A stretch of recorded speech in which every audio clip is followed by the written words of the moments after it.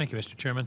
Uh, General, if you look back at recent history, the really disastrous national security breaches have often come from insiders.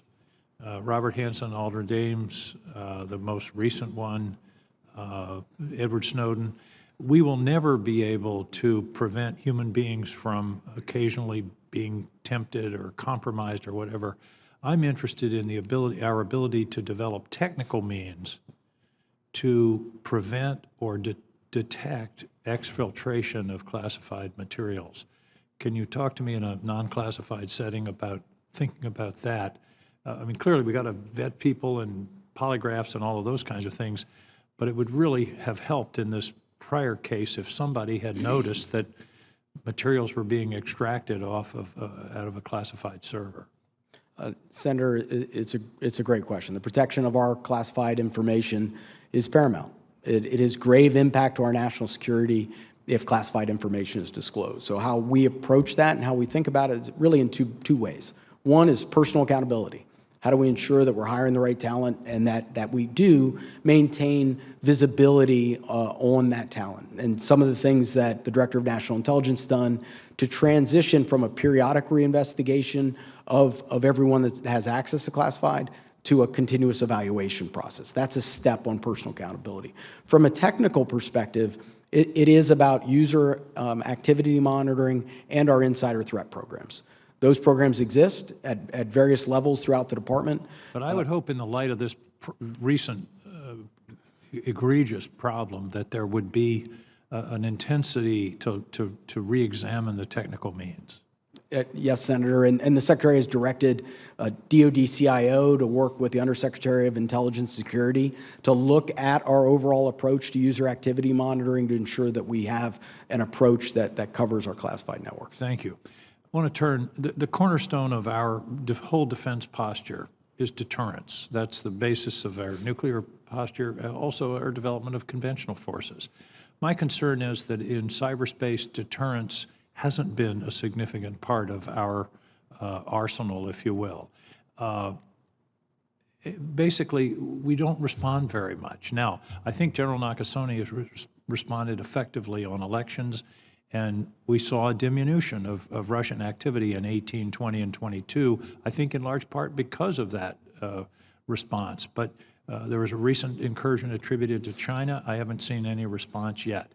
Talk to me about your role at Cyber Command in deterrence. We're calling it hunt forward and various those kinds of things, but really we're talking about, I want the Politburo worried about you when they think about discussing a cyber attack on the United States. Senator, first, I think that both of our pacing adversaries are well aware of the capabilities that we have. The way we approach these problems and we think about integrated deterrence from a cyber perspective and how we partner with the interagency, with our allies, and with industry, we think about how do we generate insights? How do we understand and articulate that threat, both inside and with our partners? Second is how do we enable defense? And then third is if called upon, we impose costs. That's the part that I'm concerned about. By the way, I misspoke. I don't think the Politburo exists anymore. I think it's just Putin, and that probably is one of his problems. But the point is, there should be some level of apprehension about a response. Otherwise, they're just going to keep coming after us. We cannot patch our way out of this. And Senator, from our perspective, while not talking about any specific operations, how we approach our teammates in the interagency, and how that we are able. It could be enabling a sanction. It could be enabling a very targeted demarche that's exposed in adversary activity. It can be public disclosure of those capabilities. Those are cost imposing.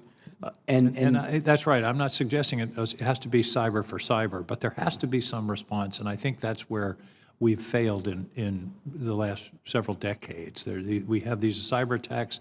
Nothing really happens in response. One final question. You talked about 702.